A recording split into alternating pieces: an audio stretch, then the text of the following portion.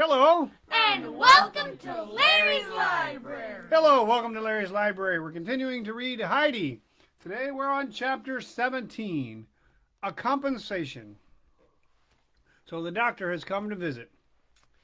The next morning the doctor climbed up from Dorfley with Peter and the goats. The kindly gentleman tried now and then to enter into conversation with the boy, but his attempts failed, for he could hardly get a word out of Peter in answer to his questions. Peter was not easily persuaded to talk.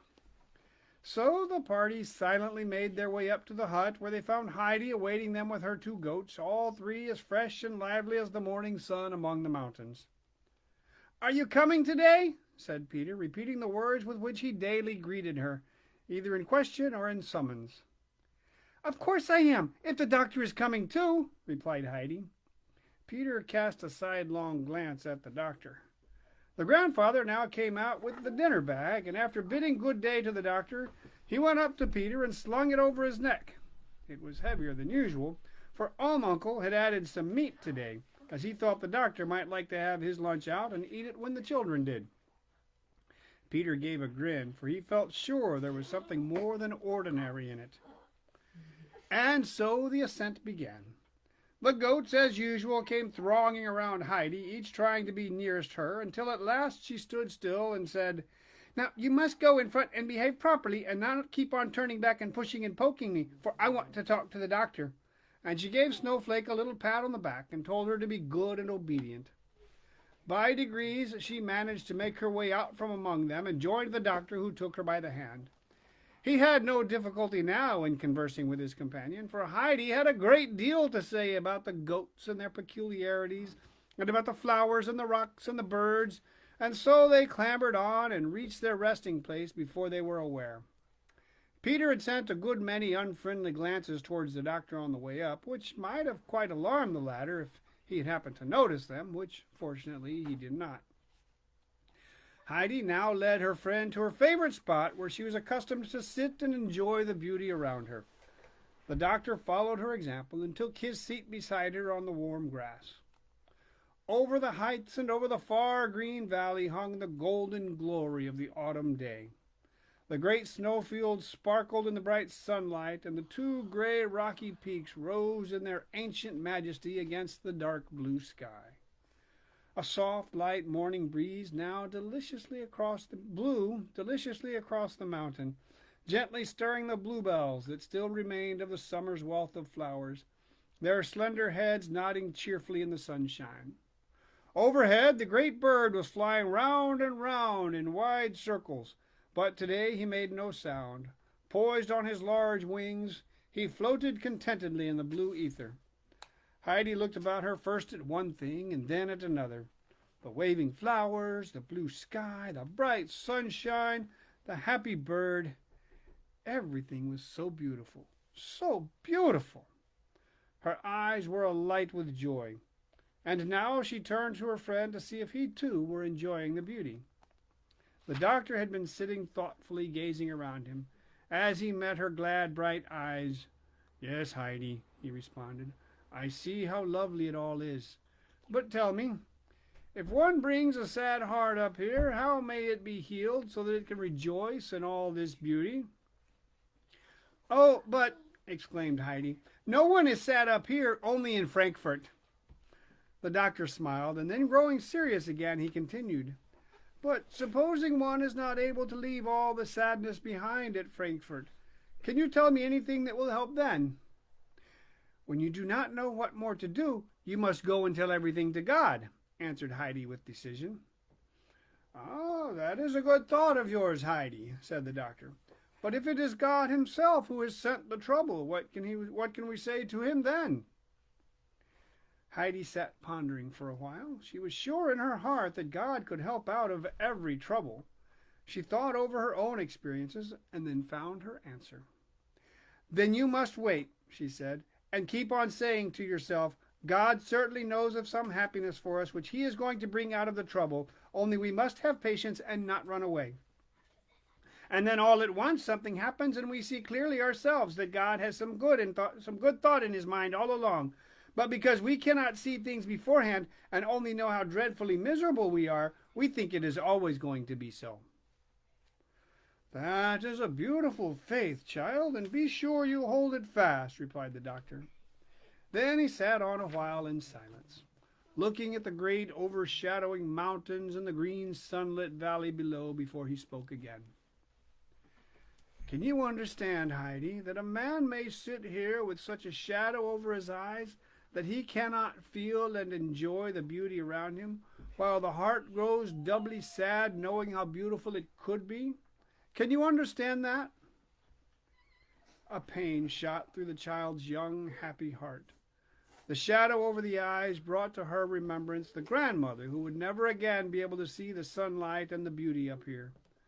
This was Heidi's great sorrow, which reawoke each time she thought about the darkness. She did not speak for a few minutes, for her happiness was interrupted by this sudden pang.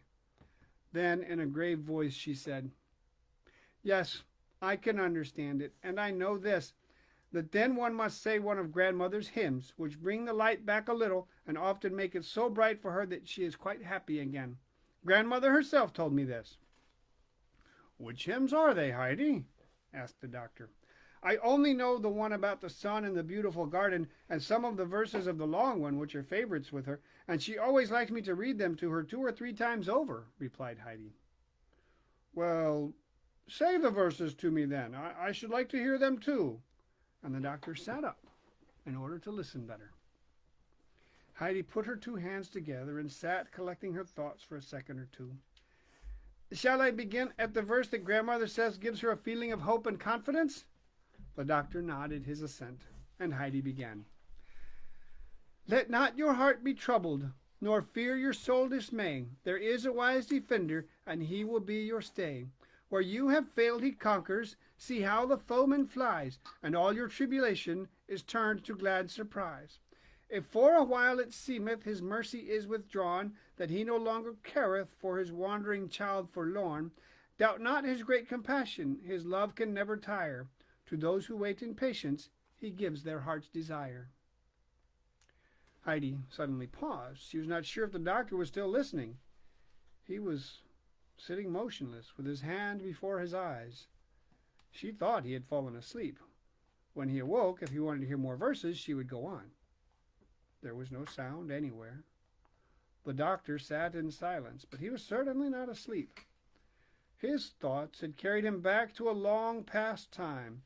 He saw himself as a little boy standing by his dear mother's chair. She had her arm round his neck and was saying the very verses to him that Heidi had just recited. Words which he had not heard now for years. He could hear his mother's voice and see her loving eyes resting upon him, and as Heidi ceased, the old dear voice seemed to be saying other things to him, and the words he heard again must have carried him far, far away. For it was a long time before he stirred or took his hand from his eyes. When at last he roused himself, he met Heidi's eyes looking wonderingly at him. "Heidi," he said, taking the child's hand in his, "that was a beautiful hymn of yours." And there was a happier ring in his voice as he spoke. "We will come out here together another day, and you will let me hear it again." Peter, meanwhile, had had enough to do in giving vent to his anger. It was now some days since Heidi had been out with him, and when at last she did come, there she sat the whole time beside the old gentleman, and Peter could not get a word with her. He got into a terrible temper, and at last went and stood some way back behind the doctor, where the latter could not see him, and doubling his fist, made imaginary hits at the enemy. Presently he doubled both fists, and the longer Heidi stayed beside the gentleman, the more fiercely did he threaten with them. Meanwhile, the sun had risen to the height which Peter knew pointed to the dinner hour. All of a sudden he called at the top of his voice, "It's dinner time!" Heidi was rising to fetch the dinner bag so that the doctor might eat his where he sat. But he stopped her, telling her he was not hungry at all and only cared for a glass of milk, as he wanted to climb up a little higher. Then Heidi found that she also was not hungry and only wanted milk, and she should like, she said, to take the doctor up to the large moss-covered rock where Greenfinch had nearly jumped down and killed himself. So she ran and explained matters to Peter, telling him to go and get milk for two. Peter seemed hardly to understand. Who is going to eat what is in the bag, then? He asked. You can have it, she answered. Only first make haste and get the milk. Peter had seldom performed any task more promptly, for he thought of the bag and its contents, which now belonged to him. As soon as the other two were sitting quietly drinking their milk, he opened it and quite trembled for joy at the sight of the meat, and he was just putting his hand in to draw it out when something seemed to hold him back. His conscience smote him at the remembrance of how he had stood with his doubled fists behind the doctor, who was now giving up to him his whole good dinner. He felt as if he could not now enjoy it. But all at once he jumped up and ran back to the spot where he had stood before, and there held up his open hands as a sign that he had no longer any wish to use them as fists, and kept them up until he felt he had made amends for his past conduct.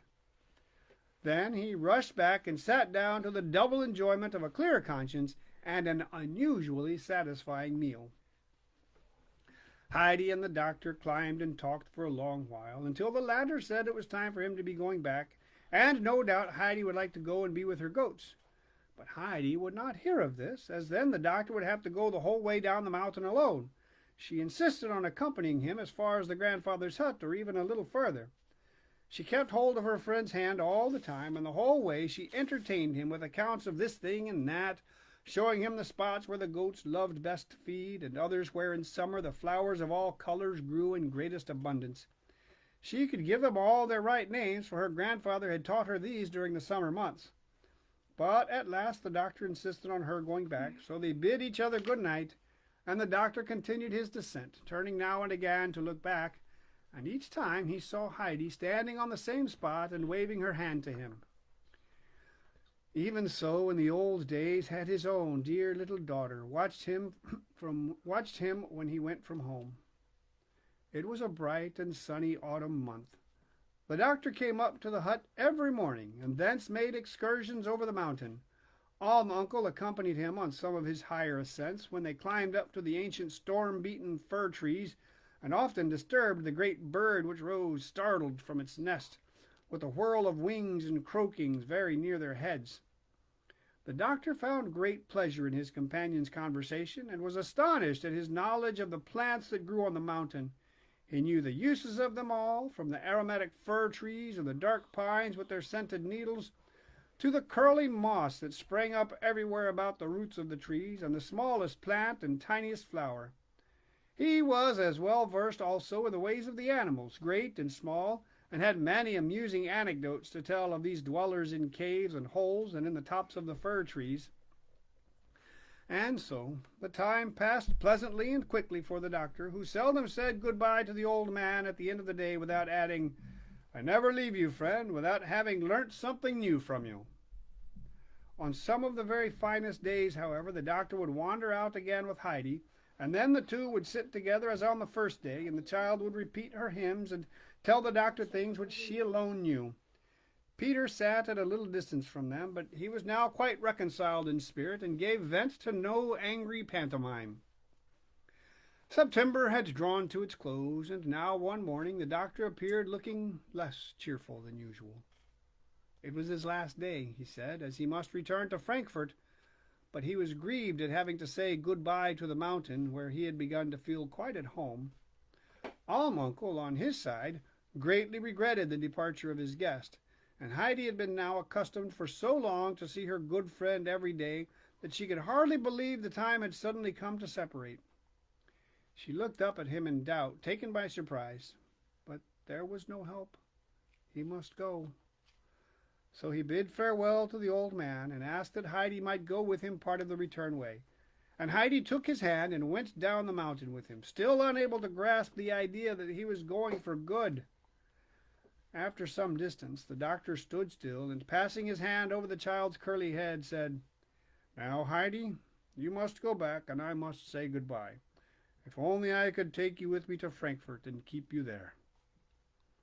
The picture of Frankfurt rose before the child's eyes, its rows of endless houses, its hard streets, and even the vision of Fräulein Rottenmeier and Tinette, and she answered hesitatingly, I would rather that you came back to us. Yes, you are right. That would be better. But now, goodbye, Heidi. The child put her hand in his and looked up at him. The kind eyes looking down on her had tears in them. Then the doctor tore himself away and quickly continued his descent. Heidi remained standing without moving. The friendly eyes with the tears in them had gone to her heart. All at once she burst into tears and started running as fast as she could after the departing figure, calling out in broken tones, "Doctor! Doctor!" He turned round and waited till the child reached him. The tears were streaming down her face, and she sobbed out, I will come to Frankfurt with you now at once, and I will stay with you as long as you like, only I must just run back and tell grandfather." The doctor laid his hand on her and tried to calm her excitement. "No, no, dear child," he said kindly, "not now. You must stay for the present under the fir trees, or I should have you ill again. But hear now what I have to ask you. If I am ever ill and alone, will you come then and stay with me? May I know that there would then be someone to look after me and care for me?" "Yes, yes, I will come the very day you send for me, and I love you nearly as much as grandfather," replied Heidi, who had not yet got over her distress. And so the doctor again bid her goodbye and started on his way, while Heidi remained looking after him and waving her hand as long as a speck of him could be seen. As the doctor turned for the last time and looked back at the waving Heidi and the sunny mountain, he said to himself, "It is good to be up there, good for body and soul, and a man might learn how to be happy once more." And that's the end of chapter 17. Tomorrow, chapter 18, Winter in Dorflead. You know why you didn't see me in part of it? Because I left the room. She left the room. And Thank you. Daddy, can I play in that part of the room? Yes, you can play in that part of the room for right now. Thank you. This has been Larry's Library. Have a good night. No, forever.